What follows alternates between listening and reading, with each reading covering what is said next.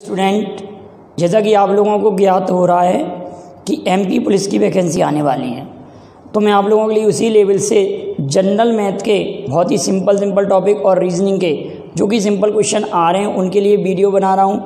और advance math की श्रृंखला अलग से चल रही है, आप उसको भी देखते रहिए। तो कुछ आज संख्या पद्धति पर रिलेटेड कुछ क्वेश्चन मैं लेके आया हूं, जिसका हम टॉपिक नाम डाल सकते हैं योग अंतर संबंधी प्रश्न। योग अंतर और गुणनफल संबंधी प्रश्न क्या कह सकते हैं हम? योग अंतर व गुणनफल संबंधी प्रश्न। गुणनफल संबंधी प्रश्न। अब इसमें क्वेश्चन अक्सर आप लोगों से पूछा जाता है। क्वेश्चन बनता कैसे? पहले तो आप क्वेश्चन बनाना सीखेंगे। हम क्वेश्चन कैसे बनाएंगे इस पर? जैसे कि फॉर एग्जांपल हम अगर दो संख्या लेते हैं, कोई भी दो संख्या ले लें। जैसे मैंने आपसे कहा कि एक संख्या ले ली हमने 12 और एक संख्या ले ली हमने 3, ठीक है। तो मैंने ये कहा कि दो संख्याओं का योग तो 12 धन 3 15।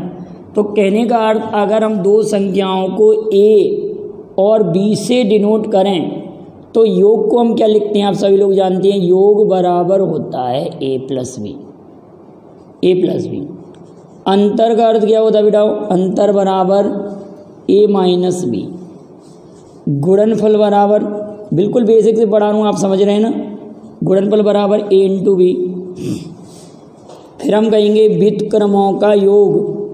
व्युत्क्रमों का योग बराबर 1/a प्लस 1/b। इसका मतलब b plus a into B, मतलब योग बटे गुणनफल। व्युत्क्रमों का योग का अर्थ होता है संख्याओं का योग बटे संख्याओं का गुणनफल। व्युत्क्रमों का योग मतलब होता है संख्याओं का योग बटे संख्याओं का गुणनफल। सम ऑफ रेसिप्रोकल, संख्याओं के व्युत्क्रमों का योग बराबर योग बटे गुणनफल। क्लियर है? योग बटे गुणनफल, ये बात क्लियर। अब अगर मैं आपसे कहता वर्गों का योग वर्गों का योग, तो वर्गों के योग को लिखते हैं हम a² प्लस b²। फिर हमने कहा वर्गों का अंतर, वर्गों का अंतर का, तो आप कहेंगे a² माइनस b²। क्लियर बेटा? ये सिंपल बात है, बिल्कुल ध्यान रखना। वर्गों का अंतर a² माइनस b²। फिर मैंने कहा अंतर का वर्ग, क्या कह रहा हूँ? अंतर का वर्ग। अंतर का वर्ग, तो आप कहेंगे a² माइनस b² नहीं कहेंगे, ये तो वर्गों का अंतर है। अब अंतर का जब वर्ग कहेंगे तो a माइनस b का होल स्क्वायर होता है अंतर का वर्ग। अगर मैंने आपसे कहा योग का वर्ग, योग का वर्ग, तो a प्लस बी का whole square, a plus B का होल स्क्वायर। योग का वर्ग क्या हो गया? a प्लस बी का होल स्क्वायर। इतनी बातें क्लियर हैं? संख्याओं का गुणनफल, अंतर, वर्गों का योग, वर्गों का गुणनफल, व्युत्क्रमों का योग। क्लियर बेटाओ? अब मैंने कहा अगली पॉइंट, घनों का योग। घनों का योग, इसका मतलब हो जाएगा a³ प्लस b³। और अगर का योग का घन, योग का घन कहा, तो आप उसको क्या कहेंगे? a³ minus a minus B का a प्लस बी का होल क्यूब। अगर मैंने कहा घनों का अंतर का घन, अंतर का घन, या पहले बोला घनों का अंतर, घनों का अंतर, घनों का अंतर बोला बेटाओ, तो घनों का अंतर होगा a³ माइनस b³। अगला करिएगा अंतर का घन, अंतर का घन, तो आप कहेंगे a माइनस बी का होल क्यूब। क्लियर है बेटा?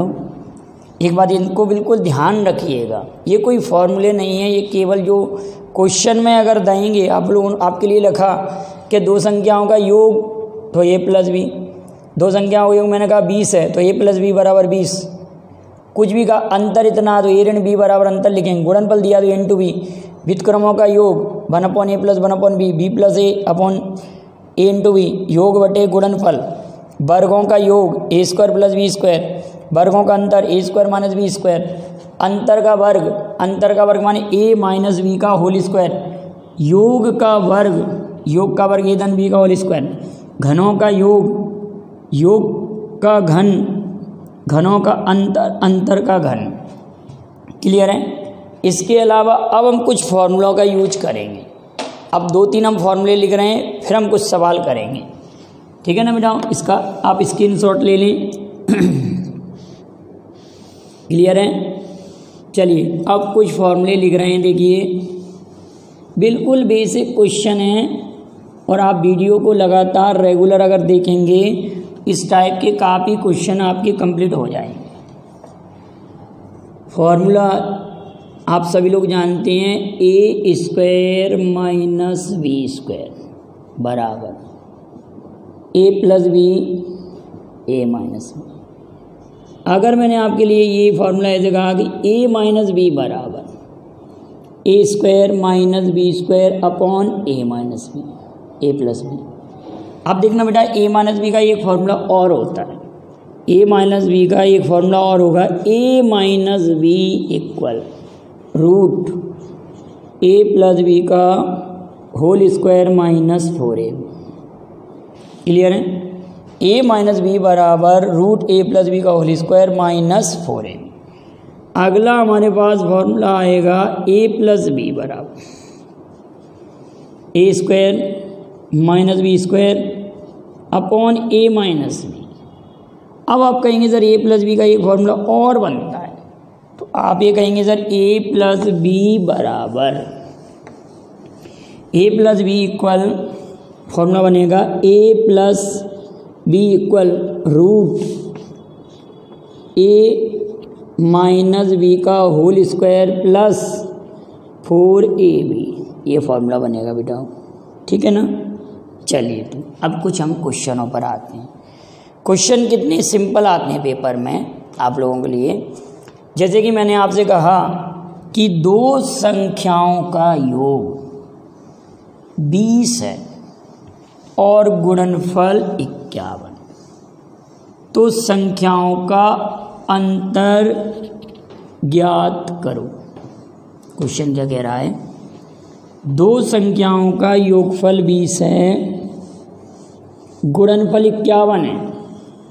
दो संख्याओं का योग 20। क्वेश्चन नंबर फर्स्ट, यदि दो संख्याओं का योग 20 है, योग 20 तथा गुणनफल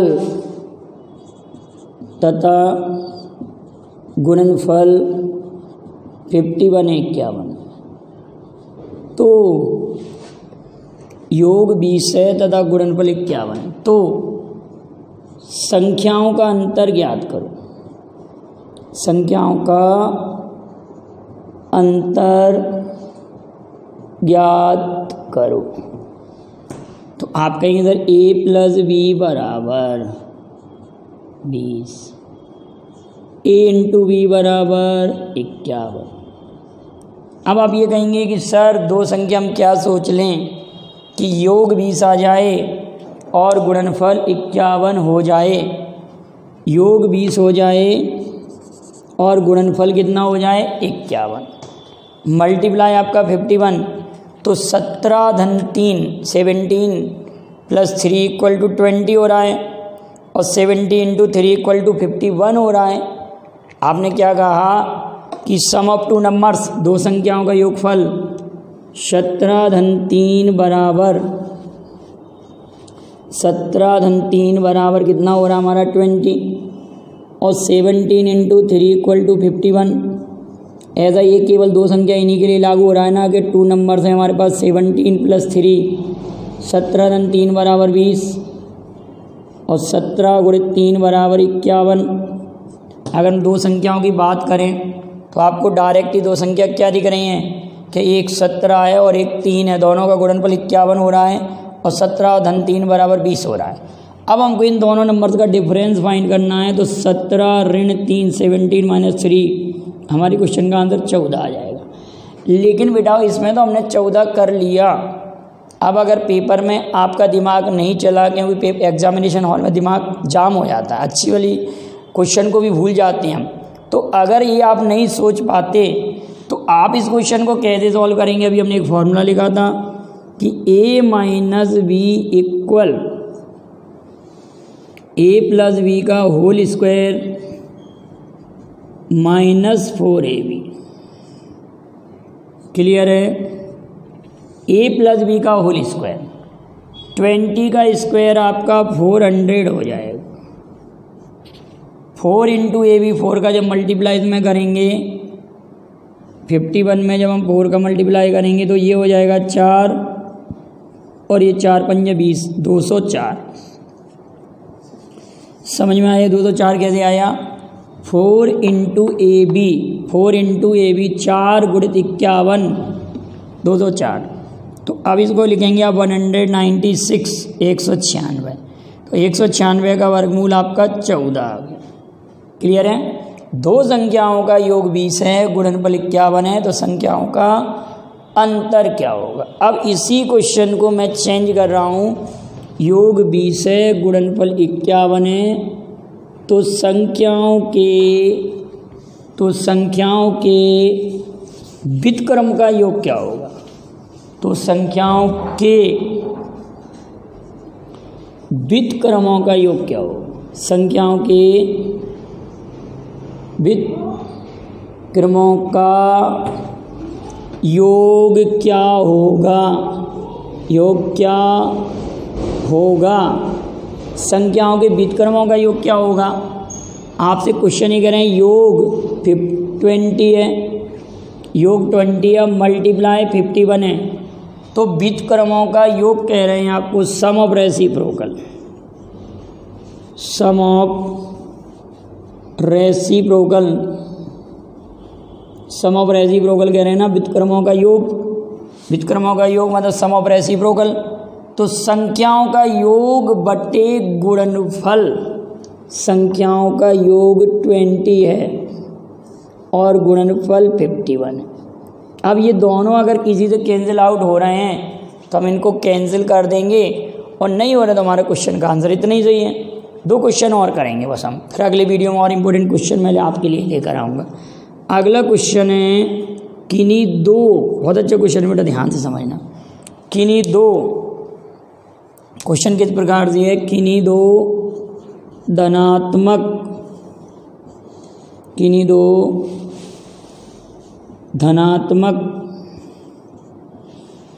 पूर्णांकों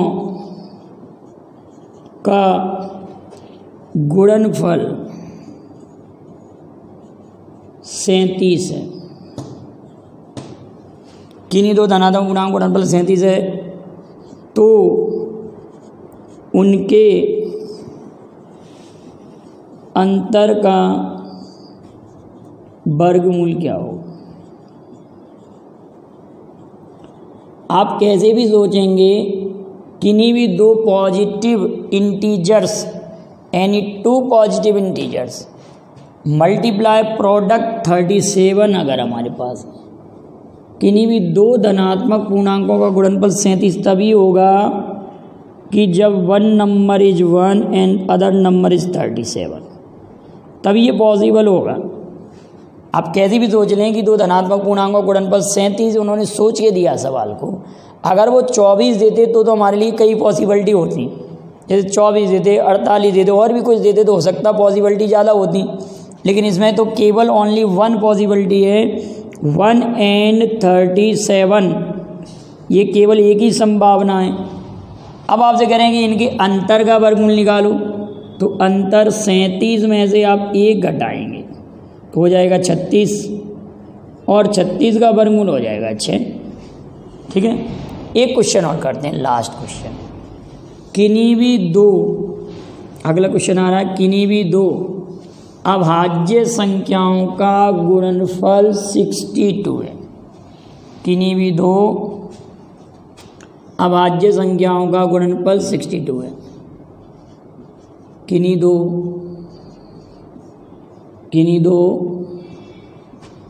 अभाज्य संख्याओं का गुणनफल